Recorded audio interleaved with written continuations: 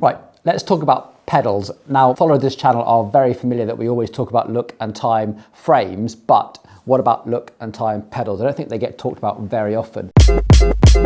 And understandably so, because the UK especially is so full of Shimano pedals. But one, because you can pick these up so cheaply. So when you're first getting into cyclist, I'm pretty sure this will be a familiar story with most of you, you probably said, oh, I should probably get a set of SPDs and try them out. So you tried them out with pretty much the cheapest ones you could get your hands on just to see whether you could get on with it or not, see if you're going to like it. And as a result, you ended up buying the cleats and having these on the bottom of your shoes. And as a result, you just sort of stuck with it.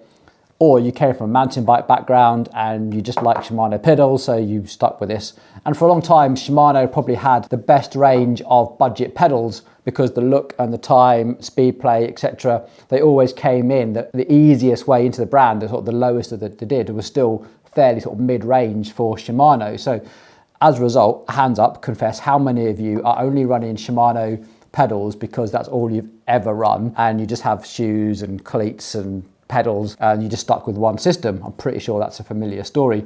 It normally takes something to intervene with that and make you open your mind into what else is on the market, and that's where you'll find pedals from look and time. Or you've been to a bike fit and the bike fitter has introduced you to these pedals, because they do offer some advantages and some disadvantages to Shimano. So aside from price, Shimano cleats, obviously you'll remember the yellow cleats that we're all familiar with. This is what comes in the box. They also do a red cleat, which is absolutely zero float. And by that we mean the amount of movement that you can see on the actual, and you can see actually how stiff this is.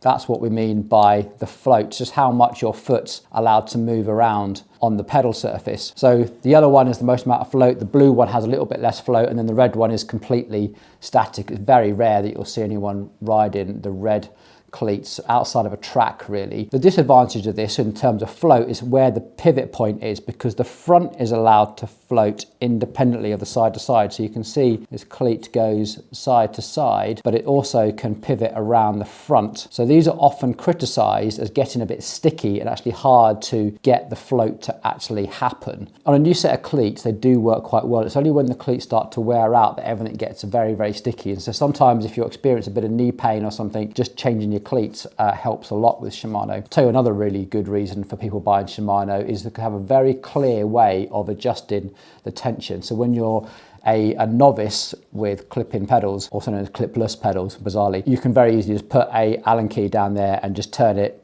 down or up and help make it easier or harder to release, which is a massive feature benefit, if you like, if you are getting into SPDs and clipless pedals for the first time. Rightly so, Shimano have an awful lot of things going to them. Now, massive range from Shimano, and we're not going to be talking about all of them because this video is really about opening your mind to other pedals on the market. Now, the next famous pedal, I guess, from Shimano is probably that from Look.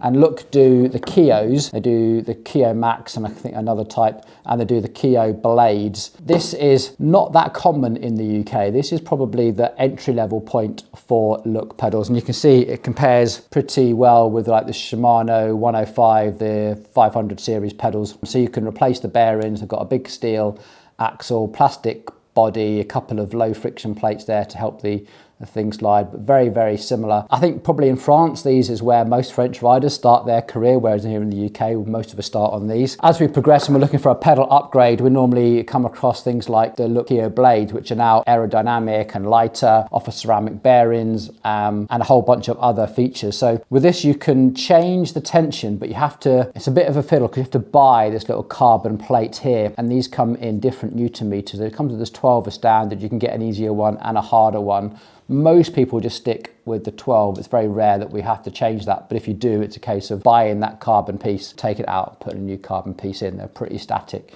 That's what helps keep the weight down. There's no mechanism in there to increase weight. There are actually 3 cleats, again, one with a 0 degree float, completely locked in, and then there's the grey ones that come as standard, and then there's the red ones which offer even more float, and they're a significantly smaller cleat as well. So I just hold those 2 up.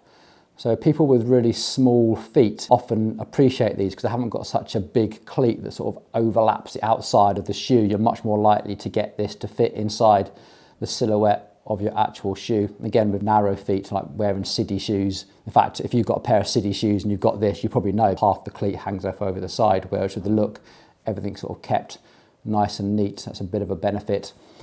So this is how it looks on the pedal. This is the one with the, I think it's 4 degrees of float. And you can see the float is set, it pivots around here, but there's not an awful lot of movement this way laterally, but most of the movement is on a pivot. So it tends to pivot around here, and you can see that movement. So the movement is slightly different to that of a Shimano, where there's still a bit of sideways float and a little bit of pivotable float as well. The red cleat offers you even more float, so allows your foot to move an awful lot more, and you can see the gap here and how that moves. Tons and tons and tons of float there. Whether float is good or bad for you, that's really a matter sort of for your physiotherapist, bike fitter. Everyone is very individual, and some people actually find that reducing the amount of float actually removes pain. Some people it's the other way around, so it's definitely not a one thing for everybody. Those are the Look pedals. They come in different ranges as well, as you can imagine, steel axles, titanium axles, and you can spend a fortune on them and just get marginally lighter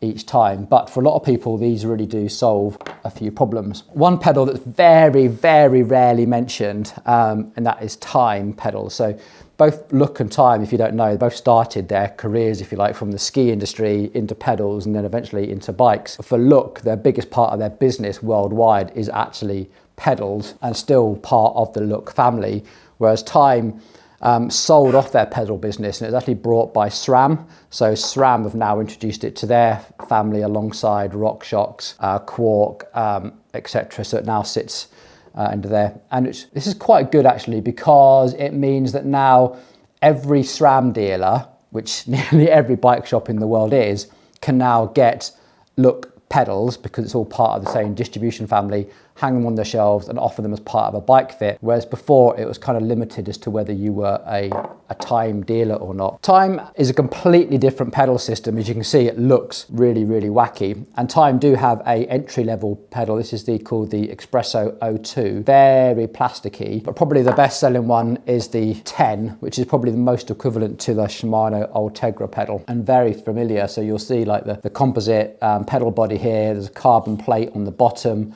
this low friction plate here. The big difference with Time pedals is they work a lot more like a ski binding. So you would pull back and clip them into place, and there's like a little catch here. And when you clip down with your cleat, it closes off like that. So the pedal is always open, waiting for you to clip in. You just step into it and it closes around you. You release exactly the same way, and it's just as easy to release. In fact, using the little screw on the side here, there's like a 1, 2, 3 notches, so you can adjust the release tension if you like, but it's not a continuous one like Shimano, and it's not a take something out and replace it mechanism like Look. It's like a 3 setting thing. Makes it a little bit easier to try and get left and right balanced off, so I quite like that. So yeah, that's probably the best selling one. This is the XPRO 10. They also have their incredibly impressive, the number 12. This is the one it's so light. Titanium pedals, limited to 90 kilogram rider, and you can see why. But the big thing with Time, let's clear the deck a little bit, is their cleat. Their cleat is completely unique. Compared to a Shimano and a Look cleat, it's not quite as wide as a Shimano, but it is significantly longer than both. So again, if you're running a very narrow shoe or quite small feet, the Time cleat can really, really work for you. But if you've got quite really, really small feet, I'm not talking like size 38, this can sometimes feel like almost the entire shoe is cleat. So something to look out for, I think. The really interesting thing with Time pedals on the road and the mountain bike actually is that the cleats are left and right specific, but if you put them the wrong way around, you get a different Q factor. Time actually call it Q factor. The technical term would actually be stance width. For instance, if you imagine Q factor is the distance between the crank arms, the stance width is actually your pedals and your cleat position that actually set your stance width. So Q factor, generally speaking in biking, is referred to as what the bike offers as standard, and then your pedals and cleats and how you position them would then make up your overall stance width. If you have the left-hand pedal and the left-hand cleat, you get the narrowest Q factor possible. But if you put the right-hand cleat on the left-hand pedal and vice versa, you get an extra 3 millimeters extra stance width by putting them the wrong way around, which can really, really help, because if you need a little bit extra stance width, but you don't necessarily want to add a complete, pedal extender, these can really help just give you that little bit more without adding lots of spacers and washers, etc. So again, for certain bike fit applications, time pedals can really help. And how the float works, the float is very linear. It tends to just work like this. And again, there's different cleats you can get to give you different amounts of float, but generally speaking, they're very low friction and the float works really, really effectively. Actually, incredibly easy to clip in and out of. So novices really do like them because they're nearly always open, sort of waiting for you to just step into it. And like I say, they just step in, clips in, and you're away. I think that's everything on road pedals. Just very, very quickly while we're here, I know we haven't got a massive mountain bike audience, but almost everything I've just said is the same with mountain bikes. So again, I bet you're all familiar and have an old pair of SPD pedals knocking around, all rusty, worn out. The amount of bike fits we do with people with these, complaining the knee pain, and they're just so worn out. You can normally tell because this has got like a chamfer to it where it's become so worn, and we just literally replace their pedals and it solves loads of problems. The Shimano and Look pedals are actually interchangeable, so if you have the same cleats, you can easily just switch to a Look pedal. In terms of advantages, disadvantages, you can argue that until the cows come home, you really can. There's very little to choose between it.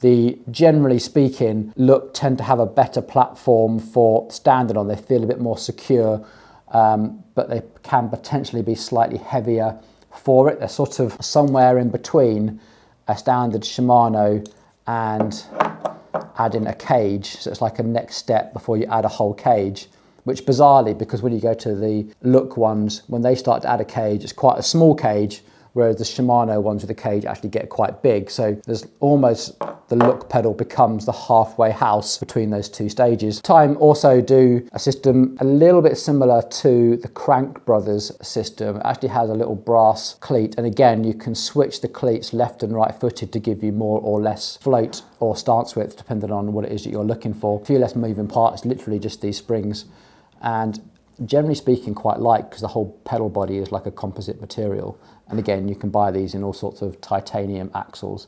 Again, most people only encounter these when they're trying to solve a bike fitting issue, whereas I think a lot of people come to Look pedals when they're looking for a different body design to suit their shoe or preferences. So there we go. Now you know. I think that's everything I've got to say about Time, Look, and Shimano pedals. I hope you found this video somewhat useful and it's generated some ideas to go and check out your own research.